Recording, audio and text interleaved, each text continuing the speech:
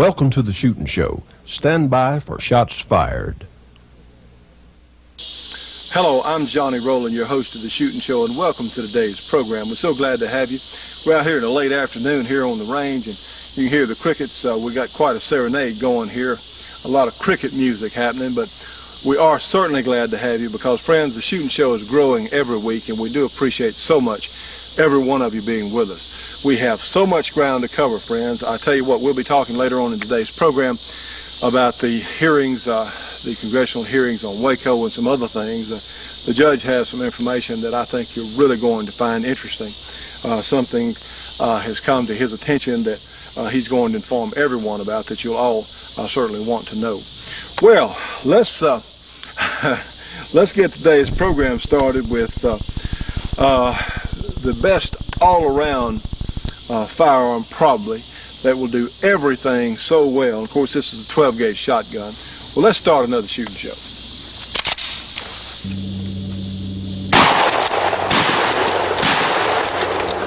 And since we have a 44 Magnum handy,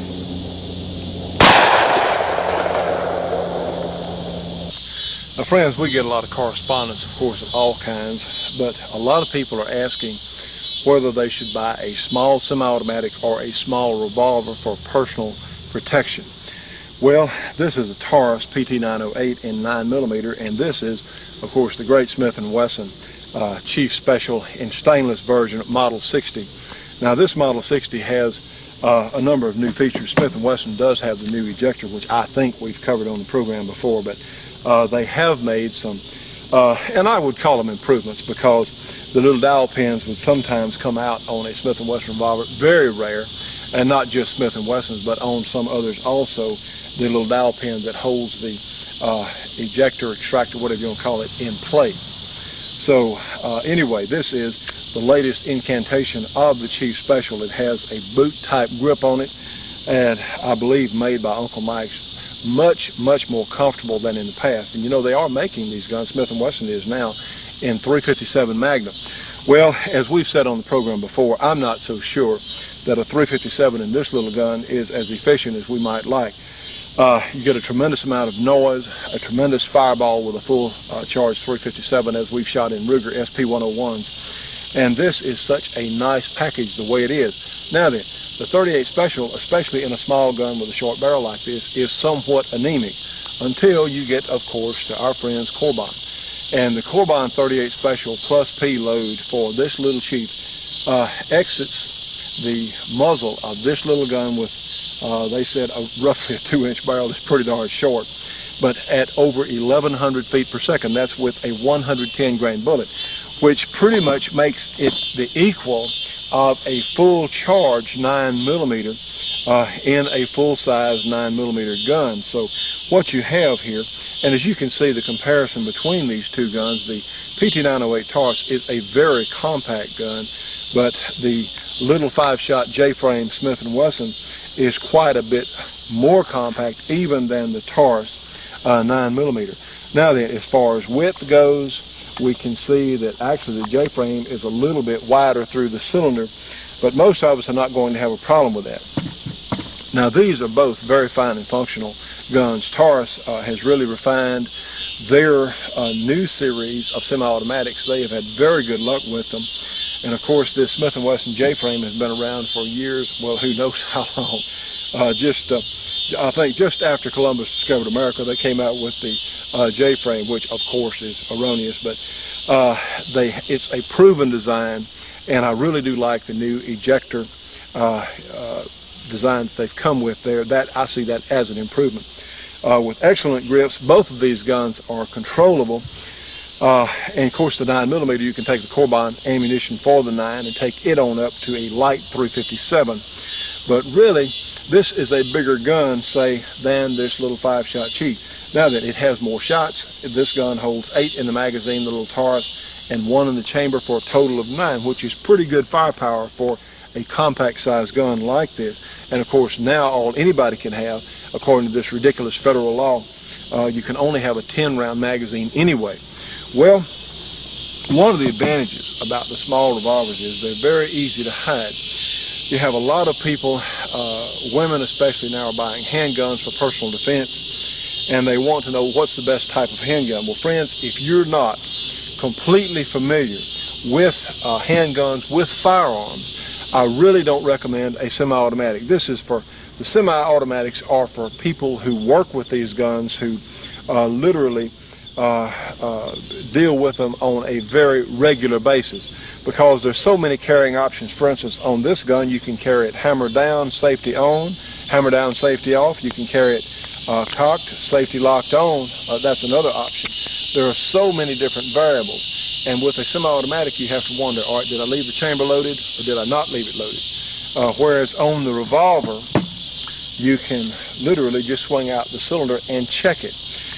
Revolvers react much better in a hideout position, say in your boot or in a purse or in a coat pocket, something like that, because most clothing that we're going to walk around with has lint, and there may be all sorts of other dirt and things that these guns will come in contact with. The revolvers are much more forgiving of that.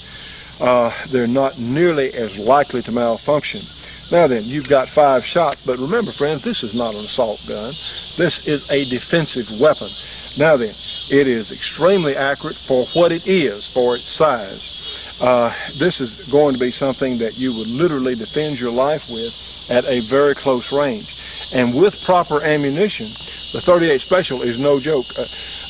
The Plus P loadings from some of the other major manufacturer of Plus P Plus, we have some Plus P Plus ammunition here from a large ammunition company, and it really only chronographs about 800 feet per second from this little Chief or Model 60, whatever you want to call it, whereas the Corbin runs over 1100 feet per second out of this small gun.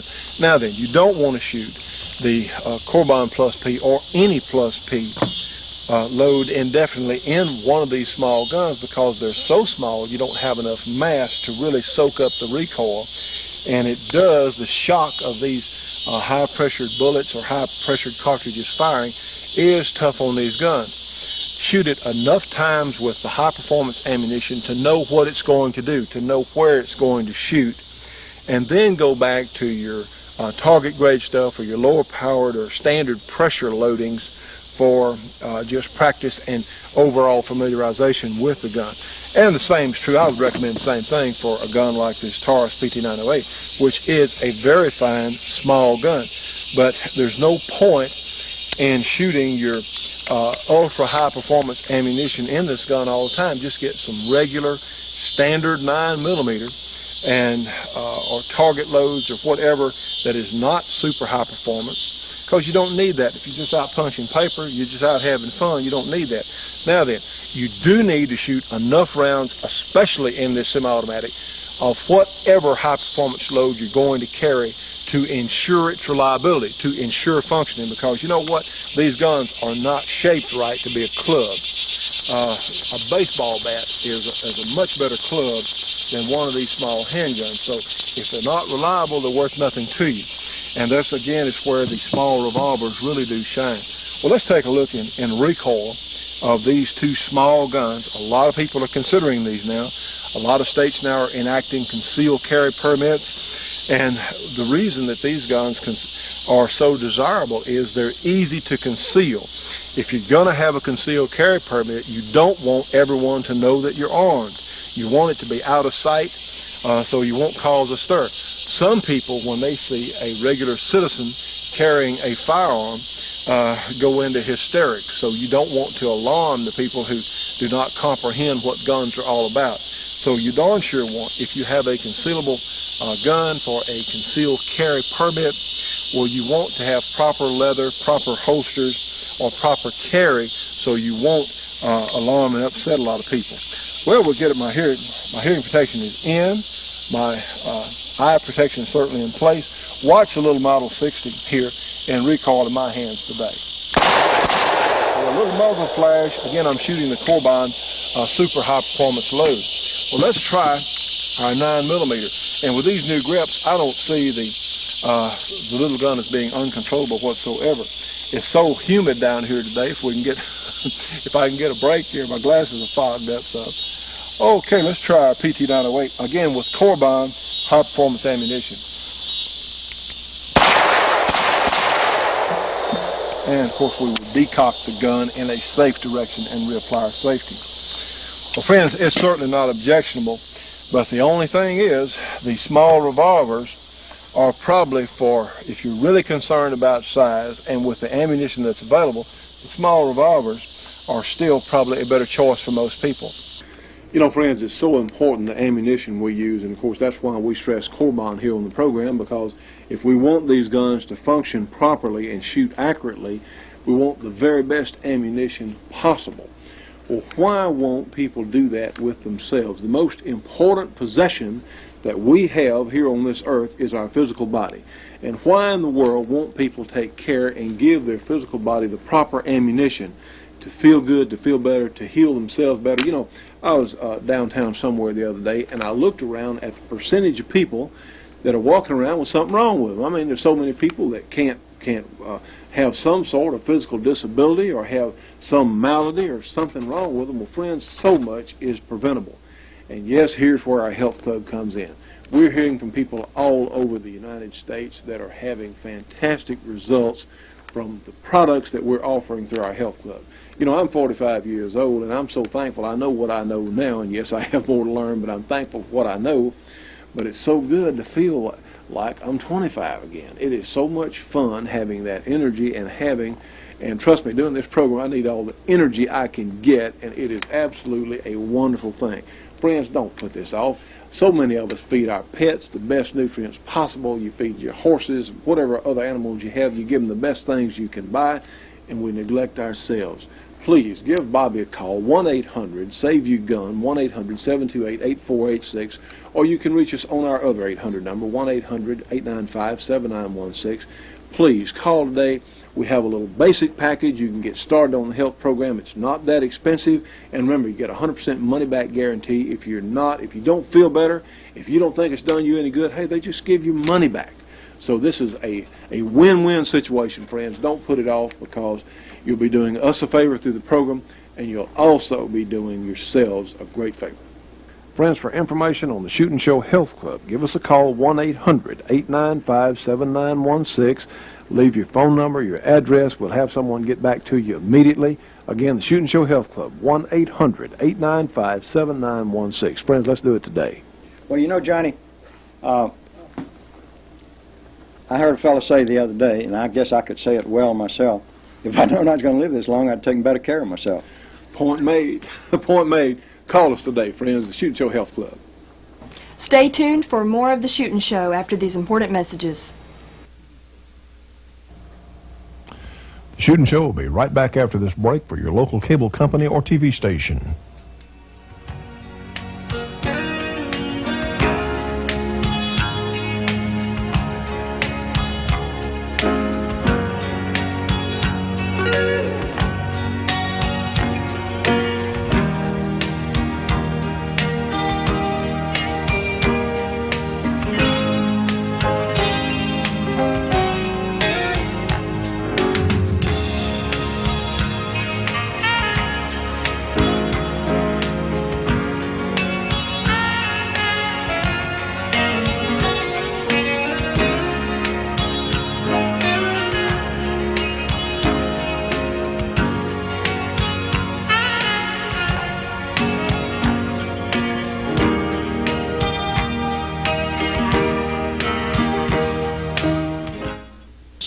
Friends, you can tell it's getting late down here, but again, it's not a bad idea to shoot your gun under lower light conditions as long as you're sure what your backstop is. We have a little torch. Let's take a shot with it.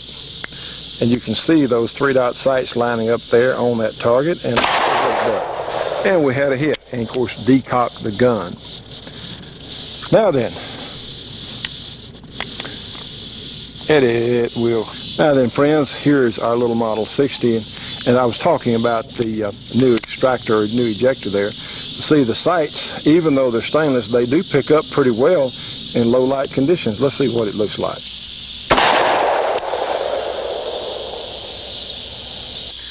Well, friends, this is something we thought we would point out to you. We do get a lot of correspondence, and of course so many new people who are tuning into our program each week.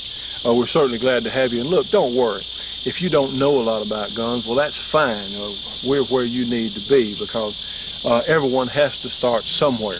And a lot of people now who are not very familiar with handguns or guns of any type now feel the need because of the crime situation, because they feel like they're afraid in their homes. We did a program the other night, I think we talked about on last week's program. We had several police officers there, a sheriff, a former sheriff, a couple of chiefs of police, and a state police commander. And we weren't saying that the police are not doing their job, because most of the police are indeed very fine people and are just trying to do their job to certainly help the community. But the problem is the police are not going to be there when the crime happens. When the difficulties start, they're not going to be there, and you as the individual literally have to be responsible for yourself. A lot of people feel this way, and I would certainly agree. We're all for people being able to take care of themselves. So this is a look at two very fine small guns. Again, for the new shooter, if you're not really going to be working with your gun on a very regular basis, and I mean several times a month when I talk about very regular, we highly recommend the small revolvers, because they're much more likely to function. You just don't have the number of variables that you do with the semi-automatic. And we're really not worried about when you're talking about a small and concealable gun, I don't think the reloading capabilities are that important. It is much more important that you have proper ammunition, such as, and of course, we highly recommend the Corbine, because it turns your .38 Special into a real potent small handgun. For that matter, we recommend Corbine for the 9mm also, because their 9mm is head and shoulders above anybody else's that I'm aware of. But anyway, I don't see a fast reload. Of course, you can get speed loaders for the small revolvers, but you're going to be more concerned about hitting your intended target if you have to defend yourself. And these guns with the lower powered wad cutters, or a lot of the commercial reloads for .38 Special, are very inexpensive to go out and shoot. They have lower levels of recoil. They're not so intimidating for the new shooter. And really, friends, if you do buy a handgun for personal defense, it is a life insurance policy that could be the most important life insurance policy that you ever purchase. And you owe it to yourself to go out and familiarize yourself with the gun and to become as proficient as possible. You know, friends, this box of Corbine ammunition and this Wesson 41 Magnum are in fact a perfect match for each other. But it doesn't matter whatever gun you may have, like this SKS or a hunting rifle or a .38 Special or a 9mm, makes no difference, because Corbine is absolutely the best factory ammunition that money can buy, period. And also, friends, when you see a box of Corbine on the shelf or you give them a call, realize that Corbine is helping keep the shooting show on the air. They've been one of our most dedicated sponsors. You cannot find finer people in the entire shooting industry. For information on Corbine ammunition, call them 1-800-626-7266. Again, 1-800-626-7266. Tell them you saw it on the Shooting Show. Friends, we hope you're enjoying our program. Let me tell you, the young man here is hot today. Let me mention something. I see this as somewhat exciting. We have a couple of almost identical, I say this, 45s from Springfield Armory. This is something they've sent us for testing. And the only difference is one is heavier than the other. And Springfield Armory is offering a new government model 45 with an aluminum frame. Now what that means is one is with the aluminum frame is a half-pound lighter than the steel frame model. And for those of you who carry or like to carry a government model 45 ACP handgun, at the end of a long day, that half-pound would make quite a difference, wouldn't it, Judge? Well, at times it would. It really, yeah, absolutely. So this is something that we'll run a back-to-back test on these, I suppose, here soon. But this is, I don't know why anyone hadn't done that before. We've had aluminum frame commanders for many years, and some other aluminum frame guns out there. But I really think this is a good idea. So moving right along. Well, sir, what were you asking me a few minutes ago? Well, Johnny, I've been watching the Waco hearings, and as near as I can tell, the only thing that they really proved, if that, David Koresh to be guilty of was some improper conduct with an underage girl. And I'm not sure about that, because there are those that have said that they didn't believe that girl. Mm-hmm. There were other than that, I don't think the hearings proved very much, but let me tell you why I don't think they proved anything. I'll prove very much. Number one, they had witnesses there all seated at a table, anywhere from 3 to 8 of them at one time. Mm-hmm. Let's just take 5 as an average number. Then they'd call on some member of the panel for 5 minutes of questioning. And in the 5 minutes, you could question any one of those 5 people, or all 5 of the people, Mm-hmm. and could get on with questions, but all the others heard the answers. Right. And so if you had government witnesses there, if you had BATF witnesses there, they heard the answers, and so what do you expect them to do? Call a fellow BATF agent, or a fellow FBI agent, or a fellow government worker a liar? Well, certainly not. They wouldn't do that to each Well, other. now, that's the very reason why in court we have what we call the rule of sequestration. Mm-hmm. When you have a trial, one of the first things you do in almost every case, not every case, but almost every case, is that you ask that the witnesses be placed under the rule of sequestration. This all dates back to the Bible story of Ruth, but let's not get into that. The point is that when people testify, you want them to testify of their own knowledge, of their own recollections, not reinforced by what somebody else has just said. And it really helps to keep witnesses from stretching the truth, Listen to each other. prevaricating, or just outright lying. Because they don't know what somebody else has said, so they're more inclined to go ahead and tell it the way it is. Well, surely you're not insinuating someone from the government might lie. Well, all the way up to the president at one time. Well, But anyhow, the whole tone of those hearings, in spite of everything else, I think was what's the word I want? Was damning as far as the Waco, as far as the Branch Davidians were concerned.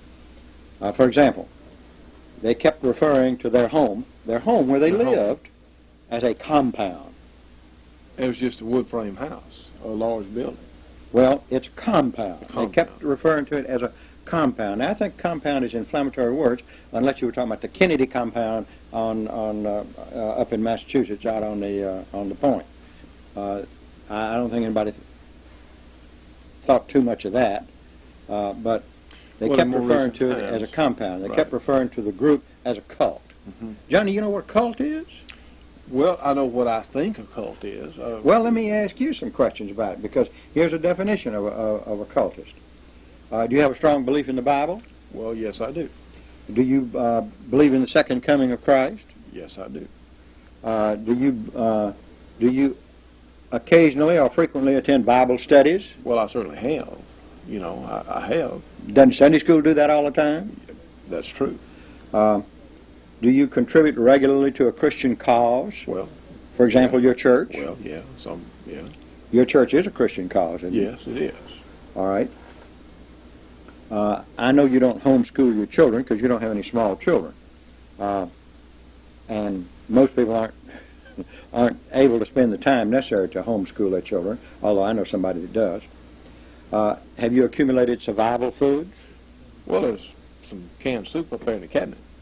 Well, didn't the government encourage us to stockpile food at one time absolutely. when we were worried Sure. about the possibility Well, of a nuclear lot war? of us remember those guidelines set back in the 50s when heck, people built bomb shelters all over the country here, and they had things, government guidelines. And didn't the what to put government in. stockpile food and Sure. water and so forth in big kegs or cans or whatever you call them in central places throughout the United Sure. States? Well, there were nuclear bomb shelters in all the major cities. I mean, there were a civil defense.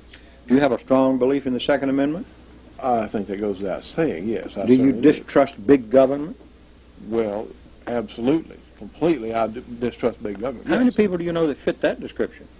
The majority of the population of the United States. They're cultists. According to who? Well, according to the government definition of a cult provided to Janet Reno by the Cult Awareness Network is just that. A cultist is one who has a strong belief in the Bible, the second coming of Christ, who frequently attends Bible studies, who contributes regularly to a Christian cause, homeschools his children. That's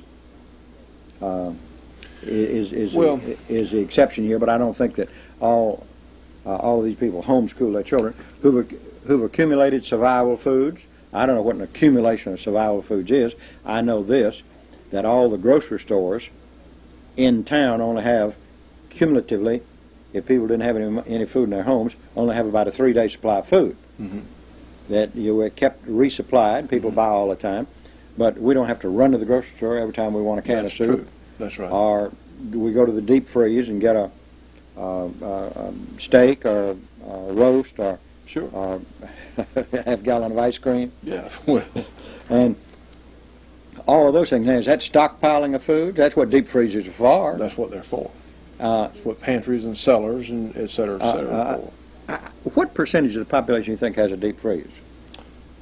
More than half. I mean, the families of more than 50% of the families. How many people have a deep freezers. strong belief in the Second Amendment? The majority of the population of the United States. How many people distrust big government? The majority of the population. Uh, Any poll you want, they'll tell you that. Any poll that anybody takes, they will tell you that. Well, I don't like the whole thing because that defines most of the people as being cultists, and I think cultist is an inflammatory word. That's what there's I no wanted a question, little while yes. ago. An inflammatory word, and I think a compound Is often, referring to a person's home or a place where a group of people live as being a compound. well, you know, Hitler's quarters were referred to as a compound in World War II, associating with terrorists or associating with nut groups. In fact, the nut group are a lot of these people in government. You know what bothered me about the Waco hearings probably more than anything else? What? I was watching Janet Reno. No remorse. No remorse whatsoever. Now, that bothered me a lot. You know what I called her? The Witch of Waco. But this isn't the only time things like this have happened. It's been the most publicized. Here's an article, for example, in the July issue of Varmint Hunter. July this year, Varmint Hunter, July Just came. 1995, issue number 15, where the BATF, April 1st, 1992, raided the home of Dale and Melissa, M-A-L-I-S-A, Melissa Knutson. They lived at Colville, Washington. Right. They were threatened by the actions of 23 armed BATF agents along with 8 local sheriff's officers during a forced SWAT-style raid on their home in Colville, Washington. Why? Because some individual, a Spokane judge, granted a search warrant to BATF with the intent of finding illegal firearms. Now, wait a minute. Johnny, what's an illegal firearm? Well, there's not an illegal firearm. That's right. There absolutely is not. I don't know of any firearm that's illegal as such. Uh-huh. Now, there are firearms the possession of which may be illegal, but if they're possessed by people who have a valid purpose in possessing them, then it's not illegal possession, and it's certainly not an illegal firearm. Right. Now, maybe a bazooka might be an illegal device. It's not a firearm. Right. And maybe a 155 millimeter howitzer would be an illegal firearm.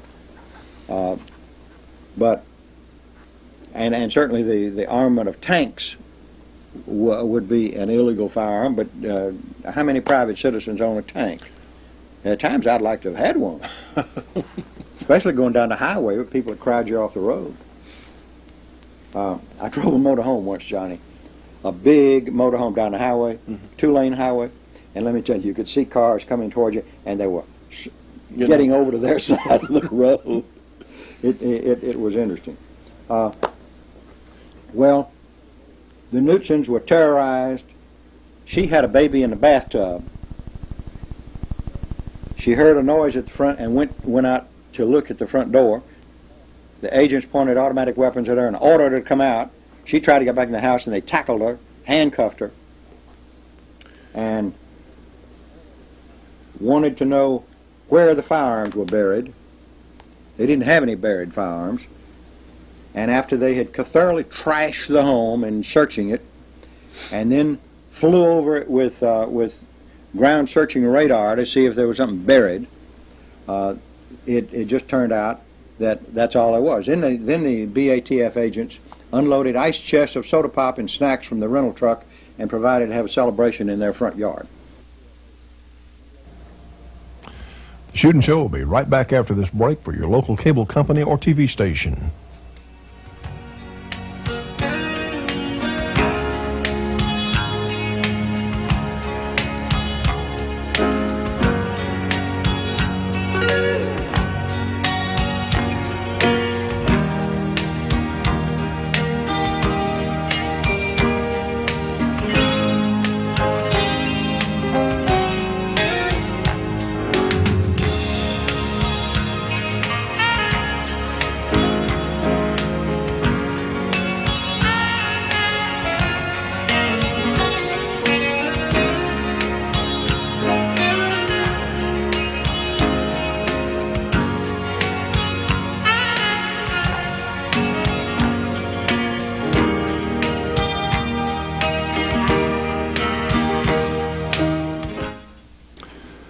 You know, Carrie, I think it's as important for you ladies to know how to use these firearms as it is for us men.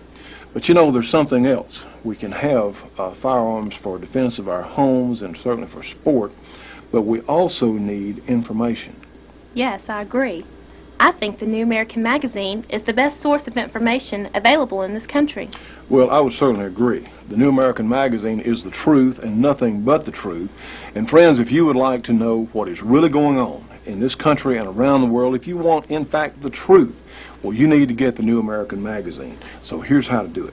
You can get the New American by calling 1-800-727-TRUE-TRUE.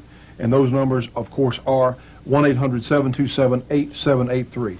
The New American, $22 for a 6-month subscription. It comes twice a month. Now, friends, with your new Shootin' Show subscription, they will also send you a free copy of what the United Nations is bringing to all of us. So this is very important. Subscribe today. You know, friends, in times like these, which indeed are strange times, we certainly need our firearms, but we also need the information about what's really going on. Order today.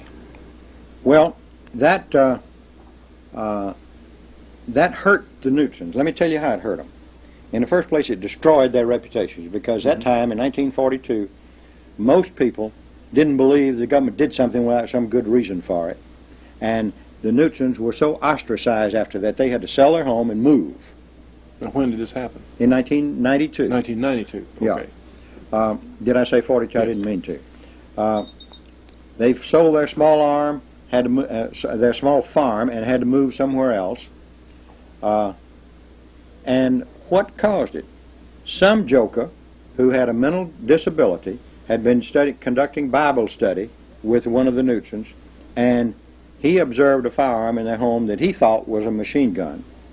And the BATF was informed of his observation, and so they issued a search warrant and all that. Now, let me tell you something. I don't think there's any more reason to believe that a particular firearm, say a machine gun, say a fully automatic weapon, I don't think there's any more reason to believe that it is illegally possessed, that is, possessed without having a license from the Treasury Department, than there is to believe that my automobile hadn't had the federal excise tax paid on it. Well, if somebody has one, I'm sure, under just almost any circumstances, fully licensed, certainly. If someone has, especially if they have one out for show. Well, that would force the Newtons to prove their innocence, wouldn't it? They get a search warrant, they come in there and raid the home. That reminds me of something that happened during World War II. There was a message received from an Air Force pilot. Now, understand, I love the Air Force. Mm-hmm. I'm a Navy man. I retired from the Navy, active in the Reserve Service. But the message that came in from this pilot during World War II was, sighted sub, sank same. Didn't say whose it was. And there were a lot of our submarines that were attacked by friendly forces, because all they knew was submarine. Submarines sink it. That's all it was. Now, I was on submarines. You took that personal. I take that damn personal.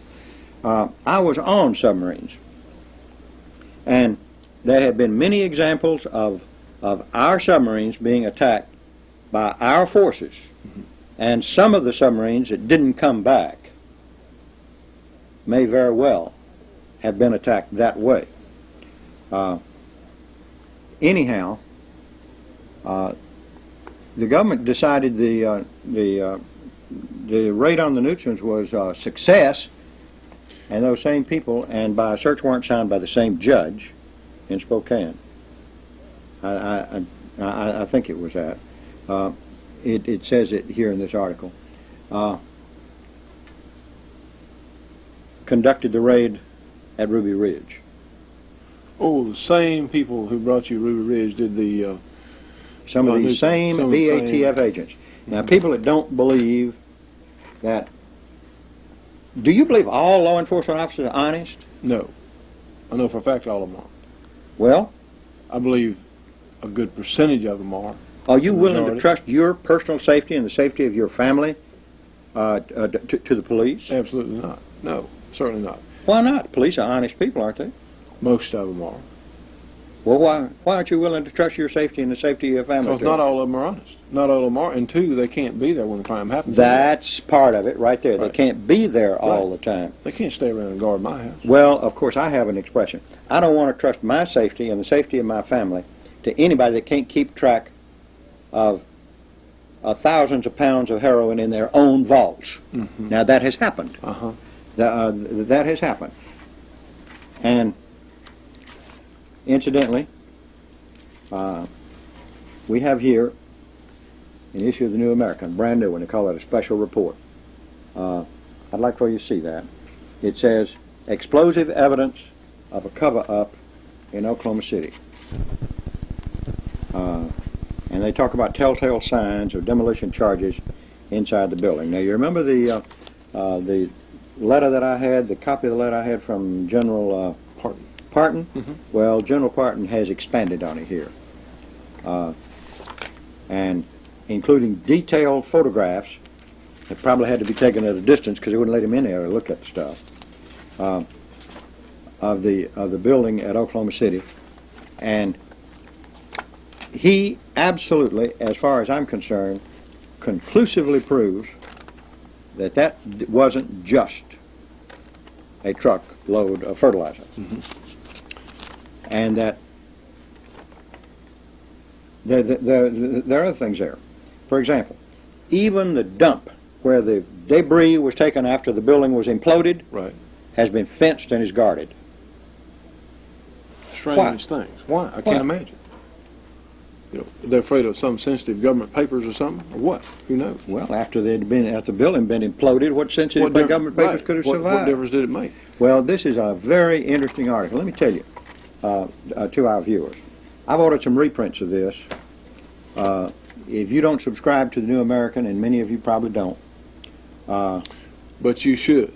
well, that's probable. But right. Be that as it may, if you don't subscribe and you'd like to have a copy of this issue, I have arranged to get a few reprints of this issue, and it's costing me a little money, and it's going to cost a little money to mail them, but the issues themselves cost $2.50. I'm getting them, I think, at a figure where for $1.25, half of that, I can mail you a copy of this, and this ought to be must reading for everybody. In addition to that, here's a letter from a man named Garrett McClinney in Irving, Texas, and his background. He was a combat engineer, explosives and demolition specialist, and was so for a good many years. He was cleared for secret background investigation to work with atomic explosive devices. Now that requires a fairly high yes, I would security think so. clearance. I had to get a top secret clearance in order to do the same thing. He outlines his position, or his experience, his qualifications. Then he comes up and proves mathematically with the formulas that I invite anybody to disprove what kind of explosives and how much it would take to do that kind of damage. And he asks a lot of questions. He says he smells a rat. He says this. Now, I have yet to get anybody to confirm this to me. He says, why were all ATF agents conveniently out of the building at the time of the explosion, but not on the scene but on the scene within minutes afterwards? Now, I don't know if they were all out of the building. I'd love to know that. Mm-hmm. If there were any BATF agents lost in that explosion, I'd like to know it. And how many of them had their offices there? Now, remember, this was early in the morning, wasn't it? Right. Well, it was after people come to work, at 9 o'clock. Had to be after people came to work. Yeah. And you'd expect at least some people to be in their offices. This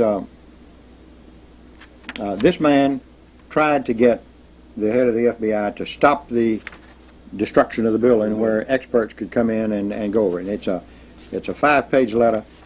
It's in great detail. You can get it, incidentally, on the PC Listening Post via the ARC Fax Network. It's been sent to me by one of our viewers, and I think it's very interesting. And maybe the New American needs to be given this, too, because this is backup for what General Parton says. Well, you know, we've said this many times. Whatever the New American, they research their stuff so completely. If the New American says it, you can take it to the bank. I mean, their stuff they don't play. When it comes what they print, they know what they're talking about. The destruction to this building didn't fit the pattern of what allegedly caused it. Right. If somebody set up for it, I don't know. If you would like a copy, the judge has ordered some of these copies of this New American. Just write to us here at the program and ask for a copy of the special report from the New American, and the judge you're going to have a few, and he can get them out to you. I'm going to have a few. It's going to cost us about $1.25. Send $1 for it and to send it. If you don't send but $1, I'll still send it to you until I run out. But the other thing, the Waco hearing. I told you why I don't think that was a proper way to conduct a hearing, where everybody had a chance to listen to everybody else's testimony. Right. You said that Janet Reno didn't demonstrate, as far as you were concerned, a bitter remorse. No. I can't follow that. She said that this was something that would haunt her the rest of her life, as well it should. I make no apologies for that. As well it should. And I don't know what people are expected to believe when tanks roll up to their home, place they live, call it a compound if you want, but go roll up to their home and start punching holes in the sides over a loudspeaker saying, this is not an assault.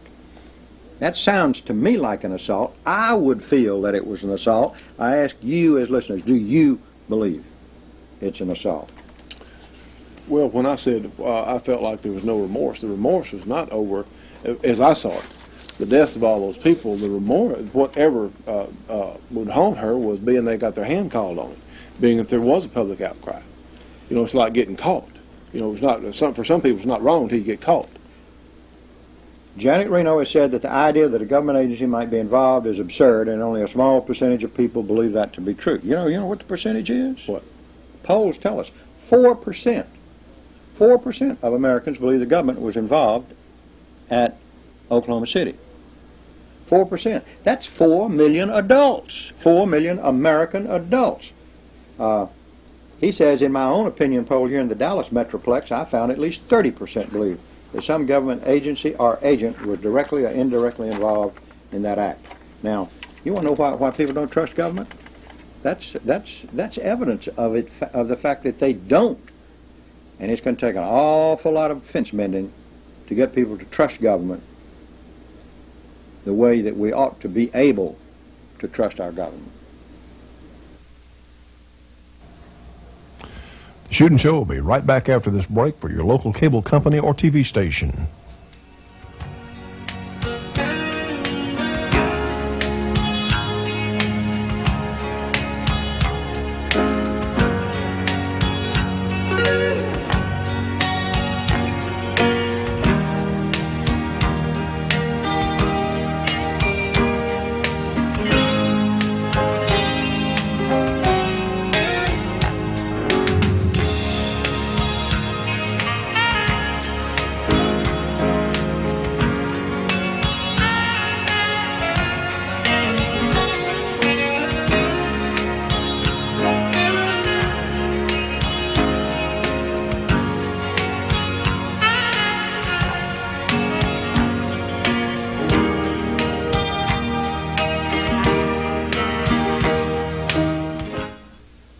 Friends, how would you like to have a boat that you could literally carry around in the trunk of your car? Well, that's possible now with the new briefcase boat. This has a tremendous amount of utility. You can stop on the side of the road and go duck hunting in a pond or in a small stream or a lake, whatever. You can even put a small trolling motor on it. It has a duck blind type situation that goes over it in camouflage. Really such a neat setup. Now, this is available through us here at the program. It's $495 plus shipping and handling. Call us 1-800-SAVE-YOUR-GUN, 728-8486. Talk to Al or Bobby about it. They'll be glad to talk to you. The Briefcase Boat. Call today. Friends, for information on the Shootin' Show Health Club, give us a call, 1-800-895-7916. Leave your phone number, your address. We'll have someone get back to you immediately. Again, the Shootin' Show Health Club, 1-800-895-7916. Friends, let's do it today. And now let's hear from our good friend Art Alphin, former instructor at West Point, and he's going to give us some information I think you'll all enjoy.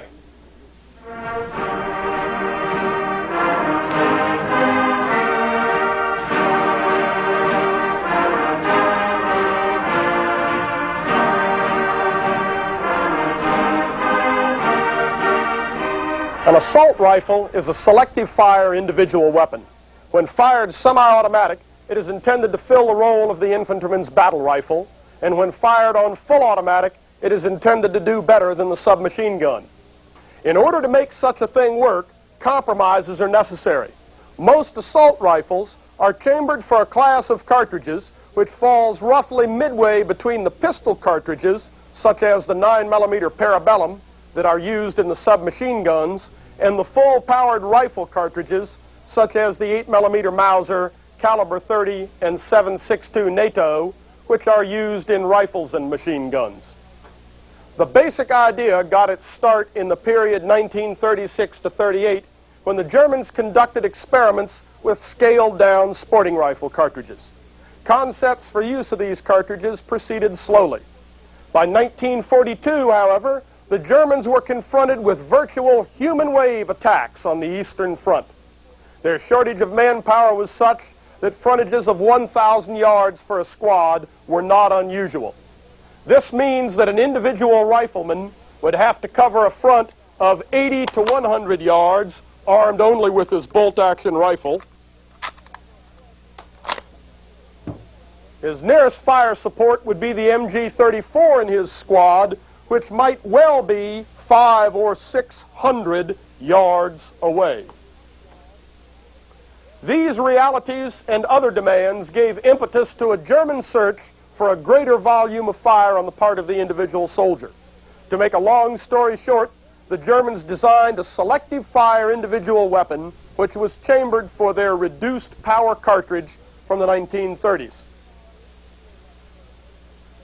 They named the weapon Sturmgewehr, literally translated assault rifle. The assault rifle was and is intended to give the individual soldier a selective fire capability. The hope is that when firing semi-automatic, he can fire as a rifleman, and when firing full automatic, he will at least outrange and otherwise do better than a submachine gun. Our purpose here is not to talk about the history of the assault rifle. You have watched a number of these weapons tapes and should have assimilated a historically based methodology for the evaluation of the strengths and weaknesses of any weapon and its employment in light of these strengths and weaknesses. Consequently, we will show 2 assault rifles and 1 main battle rifle and then leave you with some questions. The first weapon you will see is the AK47. It is the preferred weapon of the Soviet bloc, and it is believed that something in excess of 40 million have been made. It is chambered for the 7.62 by 39 Russian short cartridge. This cartridge fires a 123 grain bullet at approximately 2,400 feet per second.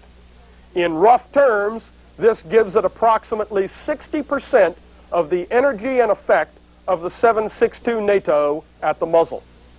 Due to the lighter bullet's poor ballistic coefficient, the 7.62 by 39 Russian short suffers severe degradation due to air resistance. In exchange for all this, it is selective fire. The second rifle you will see is the U.S. M16A1. It is chambered for the 5.56 by 45 millimeter cartridge, firing a 55 grain bullet at 3120 feet per second. This gives it a bit less than 50% of the energy of the 7.62 NATO at the muzzle, and due to its extremely poor ballistic coefficient, this percentage decreases still further due to air resistance. It does have some greater effect than its numbers would indicate due to its muzzle velocity being over the threshold of 3,000 feet per second. However, since the ballistic coefficient is so poor and the velocity decays rapidly, this effect is all but gone by the time the bullet gets 80 or 90 yards downrange. In exchange for this, however, the recoil impulse from the 5.56 millimeter cartridge is less than that of the 7.62 NATO. The third weapon you will see is the M14 rifle, chambered for the 7.62 by 51 NATO cartridge. This cartridge fires a 150 grain bullet at 2750 feet per second. It is the equivalent of the full-powered rifle rounds which you have seen from the Boer War through World War II. The recoil from this cartridge is heavy enough so that full automatic fire from a 10-pound weapon is a virtual impossibility. Each of these weapons will engage the same targets in sequence. First will be 3 pop-up targets at 75 yards, followed by an area suppression target at 280. Then will come 2 pop-up targets at 330 yards, and for the M14 only, a single stationary target at 680 yards. Let's take a look.